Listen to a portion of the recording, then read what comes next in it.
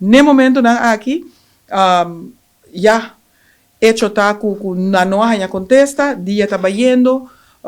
me compreende que asoteco tá assina leu com que vai de hoger beroep, que é dus stap mais alto, nível mais alto, que é caso de corte. Então, ja, me tem hopi lamentável, mas nós turta compreender que é grupo que é grupo hopi grande, turhende tem gana de hanha nan cas, nan próprio dak riba nan cabeça, pero bono poti cas e bono ti terreno. Dus, caminho nos mester começar, hanha passar nos acaba,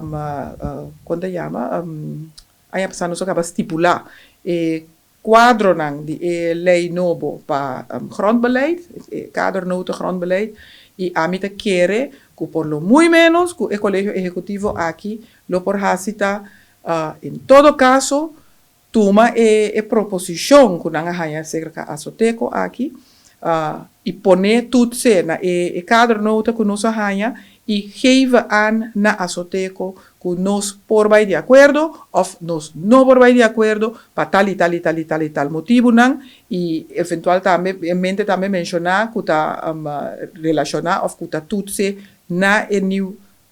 kadernota grondbeleid então me quer sim que asoteco merece contesta minimalmente de consejo de colegio ejecutivo.